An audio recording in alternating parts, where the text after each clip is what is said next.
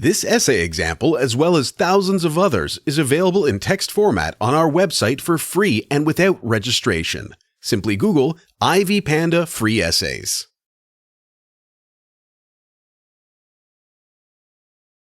The exploitation of women and children in society has been an alarming issue for the past decade. Women and children are being subjected to brutality by their male counterparts. Such an impeccable issue has proved futile, and the international NGOs are addressing the matter. Children are sexually harassed, sodomized, and deprived of their rights as stipulated in the Children's Act. Research has shown that these inhumane acts are practiced mainly in less developed countries. Women are not immune to these brutal acts.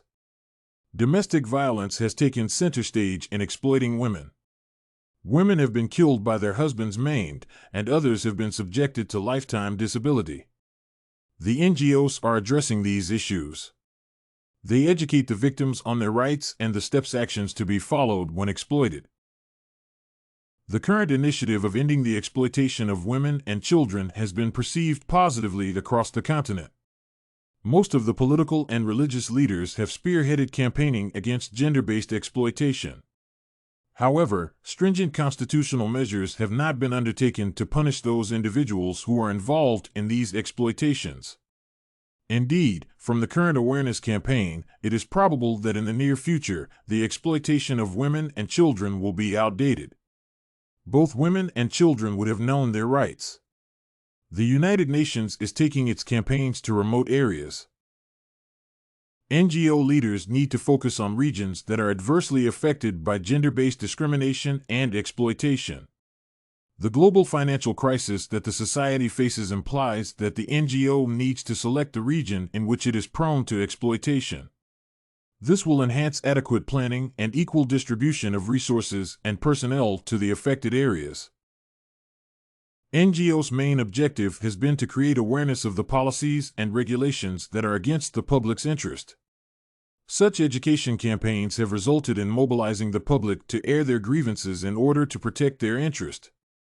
In realizing this strategy, NGOs and the government have worked together to achieve this common goal. In the United States, four distinct features depict the NGO-government relationship: confrontation, cooperation, co-optation, and complementary.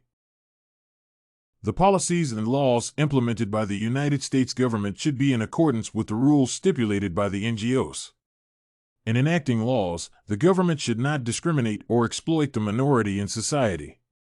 The government's interest should intertwine with the interest of the NGOs. As highlighted above, the United States government has imposed stringent measures on individuals who commit atrocities, as it prejudices human rights. In the case where the policies implemented by the government are against the rights of individuals, the NGO-government relationship will be bizarre. There will be a confrontation between the NGO leaders and the government leaders. For instance, in the Al-Qaeda war, the non-governmental institutions were against the government's strategy of deploying military personnel to Iraq. They wanted the government to withdraw from the operation, as it was perceived to be against human rights. In the current society, the majority of NGOs have sprouted, and the financial support has proved challenging. Most of the NGOs have co-opted with the government, and they are financed by the government institution. As such, they have violated the rule of independence of the NGO. They are performing their duties in the interest of the government. In a complementary relationship, the government and NGOs have harmonized their objectives and goals in order to realize the interests of the public. For instance, in mitigating discrimination, the government has joined hands with the NGOs by educating society on their rights. There has been a vital collaboration between traditional NGOs and the business sector in the United States. Although attitudes on NGOs' involvement in business activities are changing, these changes are slow. The demise of socialism and changes within the NGO community's perception of its role in the region as a whole have played a positive part in improving relations between businesses and NGOs.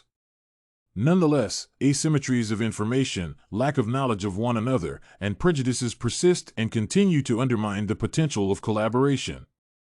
This is particularly serious given the widespread reluctance of businesses to develop their own ability to act as social agents. Very often, NGOs are able to act as bridges between the state and business sector, as well as between business and the local communities it is seeking to assist. On the contrary, NGOs are characterized by relative weakness in comparison with the business sector and state, both in resources and degree of institutional development, therefore, impedes them from competing with the other sectors. In conclusion, the NGOs should be encouraged to undertake their activities, and maximum support by the government should be accorded to these organizations.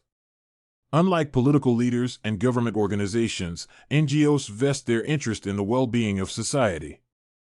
It ensures that the forgotten community society access adequate resources. Political leaders should not interfere with the NGOs' interests. The United States government should implement legislation that protects NGOs from political bigwigs, therefore enhancing their independence in society. This essay on the importance of non-governmental organization was written and submitted by a student just like you. The Ivy Panda Samples database hosts thousands of works similar to this one on various subjects. Visit ivypanda.com to find what you are looking for, free of charge.